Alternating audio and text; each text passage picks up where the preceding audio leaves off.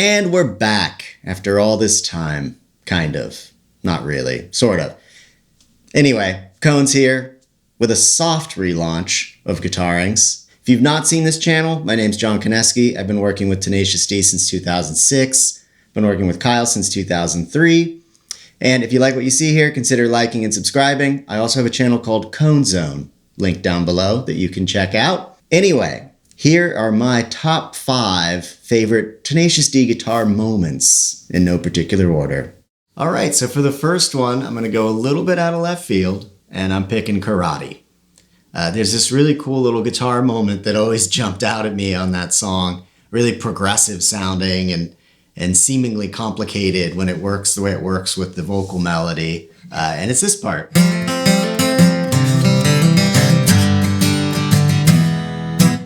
So I didn't know the guys then, so I don't exactly know beyond what is just out there on the internet as far as footage. I'm not sure what was used to play this. I know there's some footage of Jack playing a Gibson Songwriter in that session. I know they also had Martin D28s then. I know Jack had a Santa Cruz, I think, at one point then. And so, yeah, it could have been any of those, but I always loved that little part. And there's no shortage of incredible guitar work all over that first record.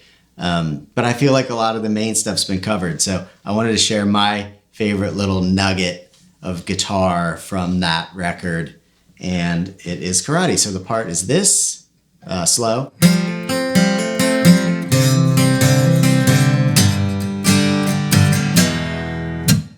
All right, so it's just like a hammer-on series that runs through F chord, C chord, and then there's G and E that are strummed. So the first hammer-on set is 0 to 2 on the 3rd string with the F chord. So you're gonna hammer on 0 to 2, play the 4th and 3rd strings and hammer on 0 to 2 on the 3rd string. And then you're gonna grab the top piece of that chord there, just the 2nd string and 3rd string. And then moving over to C, I believe it does the same rhythm. It might be slightly different, but it's just hammer on 0 to 2 on the 4th string. And then you have a G chord to E. And that's it. That's the whole thing. So slow, it's like this.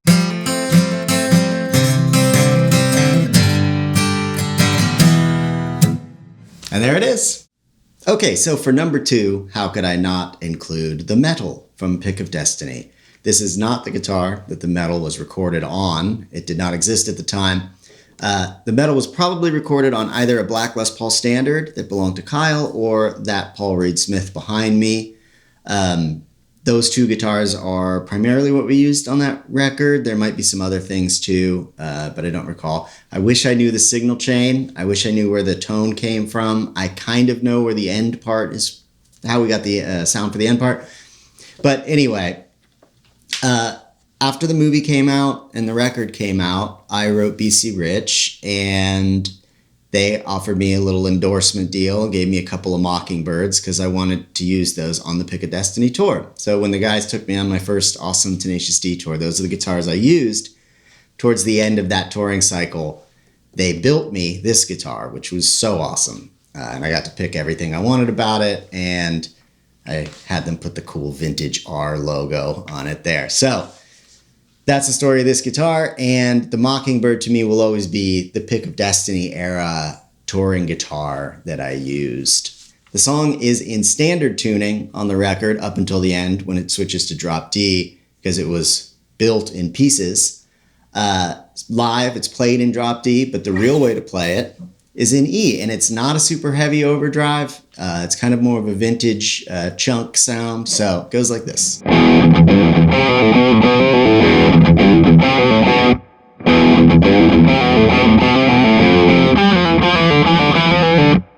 All right, and that's it. So it is not as muted as I remember it being when I listened back, so it's kind of more of an open.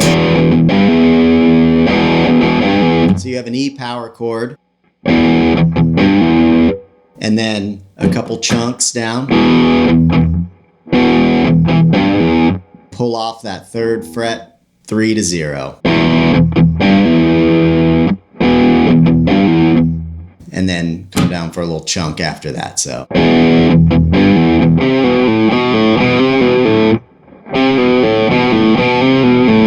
And that is 3-2-0 on the 5th string, then 2-0 on the 5th string, and then 2-3-2-0. Hammer-ons and pull-offs. So.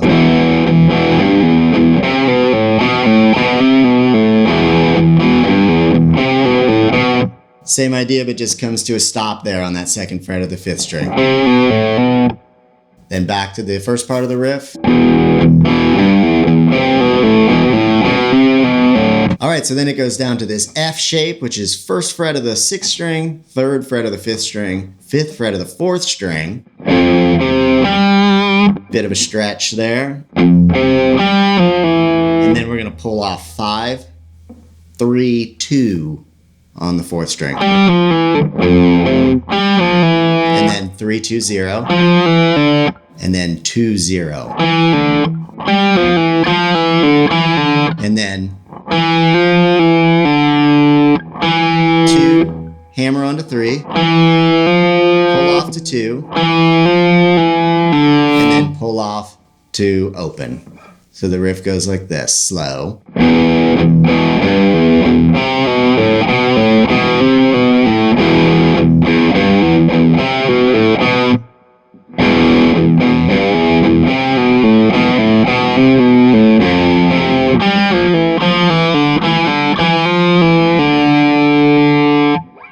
And there you go.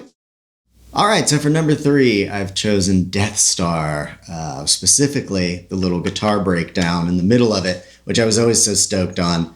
Turned out really cool, and I totally forgot that it was 2 guitars. I always thought it was like a 1 guitar part, but I haven't listened to it in a while. I just went back and realized that it's a guitar mini, and they're panned pretty hard left and right on the record, so you can twist the knob to hear both of them. So anyway, I chose this guitar because around that time, after Rise of the Phoenix came out, I wanted like a more vintage sounding guitar for the first half of the set on Rise of the Phoenix. And they had Fender had just come out with these Telebration series Cabronita Telecasters. So I got one of these, and it's a great guitar. Super simple, love the 1 switch, 1 knob. So I played Deth Starr a lot of times on that tour on this guitar. So here it is. I got a little looper set up, and I'm gonna try to get both parts in here for you. 3, 3, 4.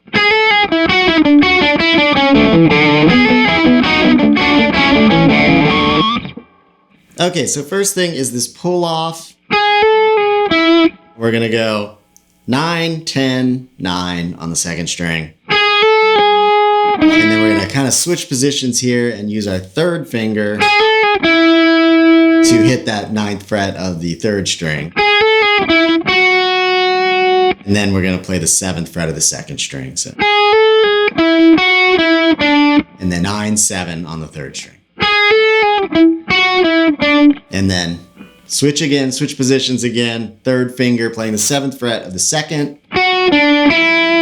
Of the 2nd and 3rd string, so 7th fret, 7th fret, and then 5th fret of the 2nd string. So we have. And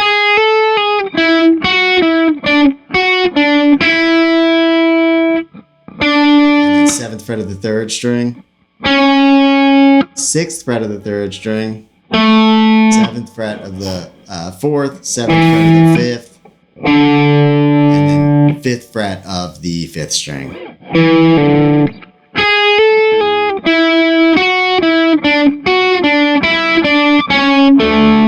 And it ends on that 5th fret of the 4th string.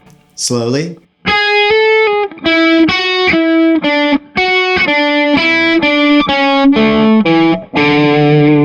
Okay, so for the lower part, we're going to play the 9th fret of the 4th string, 9th fret of the 3rd string, and then right back to that 9th fret of the 4th string. And that is 8th fret of the 3rd string, and then 9, 7 on the 4.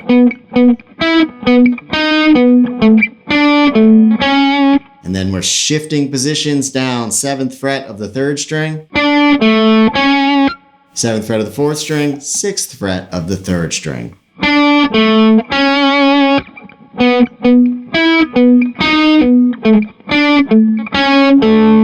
And then we're 7 on the 4, 7 on the 5 on the 5, 5 on the 5th string. Sorry, that's confusing. Down to 4 on the 5th string. And then that's our landing note there, the 7th fret of the 4th string. So slowly.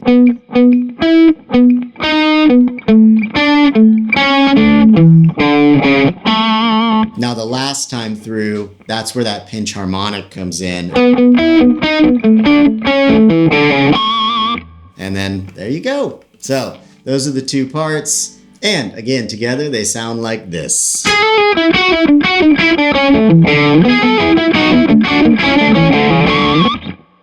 There you go. And coming in at number 4 in no particular order is Daddy Ding Dong from Post-Apocalypto. I always loved this song because I love when the guys go heavy. And I love that this song has like harmonic minor and diminished stuff going on. I went with this guitar not because I played this on that. I don't remember what I used to play the electric guitar parts on that song. But shortly after making that record, I called up my buddy Matty Barato, who's a fantastic guitar builder, and asked him if he would build me the guitar that's always been kind of floating around in my head. And he came up with this, and it is spectacular in every way. So just going through, it's, I always wanted an SG for access, but SG weighting was always a little strange for me. They were always a little bit too fragile feeling. So Matty built this with the thickness of a Les Paul Custom. It was originally solid, and it was so heavy that I buckled under the pressure of it. So he chambered it later and then covered the chambers. Now it's much more manageable. It's basically an SG clone with a maple board. It's got a Bigsby on it, which doesn't stay in tune for shit, but it is what it is. The pickguard was done by a girl named Cindy, who's a great guitar builder out of New York, but she also does these really cool wood-burnt pickguards. The color is the same paint that they use to paint this army truck that I used to have that was a huge money pit and I got rid of. But the guitar shares the color. So here is Daddy Ding Dong, or at least what I will call the pre-chorus for Daddy Ding Dong. I do have a lesson for the entire song on my Patreon. If you've made it this far and want to check it out, the link is down below. So here it is.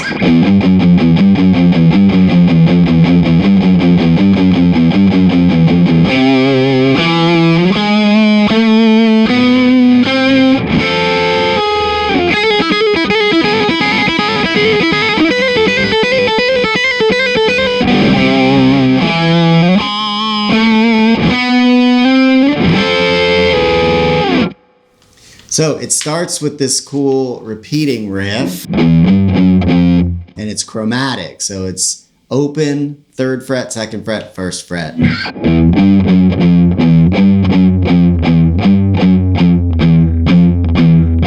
And then 0, 1, 0, 1. So it does that a couple times.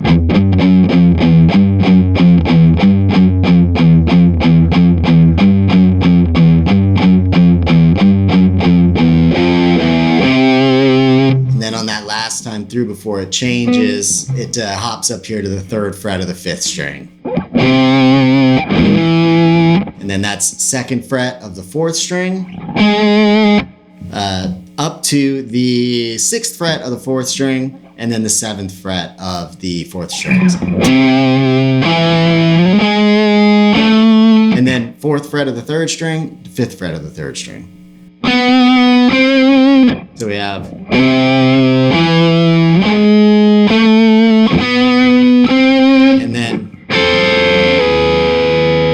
And that is a, I think it's 2 guitar, I think it's like a guitar harmony on the record, but it's easy enough just to play as a double stop here with the 10th fret of the 2nd string, 8th fret of the 1st string, 9th fret of the 2nd string, 7th fret of the 1st string, like this. And those, And that comes from harmonic minor, which is what this entire scale that we just ran up is.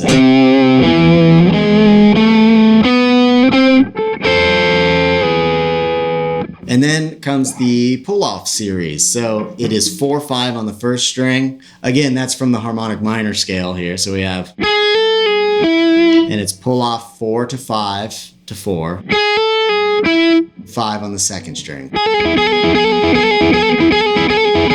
And it's pretty fast. And then it climbs up the scale and does 7/8 on the first string, and then 10 on the second string. So on the tab, I just have these two parts.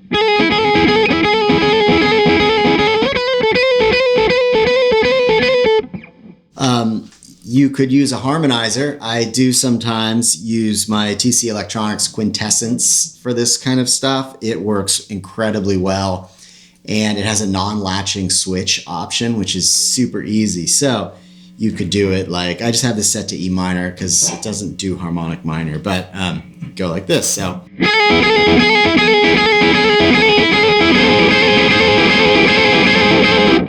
And sometimes things like that, there might be a note that isn't quite right, but it moves by fast enough that it's close enough for rock and roll. So you could do that any number of ways. You could move and hit it again. So you go.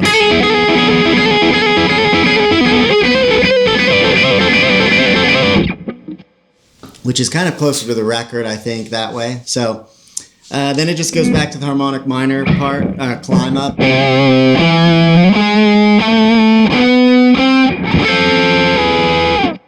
And that is it. All right, number 5. It sounds a little crazy, but I'm going to go with jazz. Yeah, I know. It was, for me, one of the most fun experiences that I've had playing with the guys over the years. So this song started as like a sound check jam that me and Brooks and Spiker would do sometimes just to warm up. And we had like a fictional band when we did our jazz explorations called Superfluous Wood.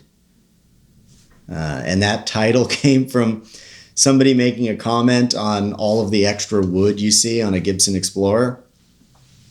So we would go do these jams, and then Jack would come out and sing, and Kyle would explore on the flute and stuff. And then suddenly there was this moment in the show. It was jazz. But then we went and recorded it live to 2-inch and then cut it to, it was just like a really, all the fun things that you would want to do with a jazz exploration. And then for me, the pinnacle of it all was a show when we had Julian Barrett came out, who was Howard Moon in The Mighty Boosh, and his character is an enormous kind of jazz nerd, and we're all huge fans of that show. So he came out and participated in the jazz exploration with us. And then I got to hang out and talk about jazz fusion with Julian Barrett. It was like so fun for me. So obviously, like, this isn't a song where you just like, yeah, I'm going to show you this 11-minute or whatever, how long it is, jazz exploration. But I will show you there is a progression that kind of was the start of the musical nugget. It was based around this progression that I had that started with this chord, which was shown to me by one of my old guitar teachers, a guy named Paul Brown, who was a jazz fusion guitarist in Columbus, Ohio. He's a spectacularly amazing and underrated guitarist. He had this cool band called Paul Brown's Science Gravy Orchestra. And I used to take lessons from him, and he showed me this weird A chord. And so it's open A string, and then you have 10th fret on the 4th string, 11th fret on the 3rd string, and then the stretch, you have the 8th fret of the 2nd string and 7th fret of the 1st string. And it's just some kind of A. I don't know. You could tear it apart and tell me what it is, but it doesn't matter. Anyway, it's just, it's cool. And I love what we call them spider chords that have big dumb reaches to them or whatever. And like, That's one of the things that always caught me early with Tenacious D is Kyle does that like iconic spider chord in the original HBO series. And one of the many moments early on when I discovered Tenacious D as a fan, that somebody also found spider chords funny. So that's where that chord comes from. And then there's this series of minor 11 chords. So we have 12th fret of the 6th string, 12th fret of the 4th and 3rd string, and then 10th fret of the 2nd string. So you have that chord, move it down a whole step, and then the whole thing goes down here. 5, 5, 5, and 3. Same shape, just moving it around. It's like,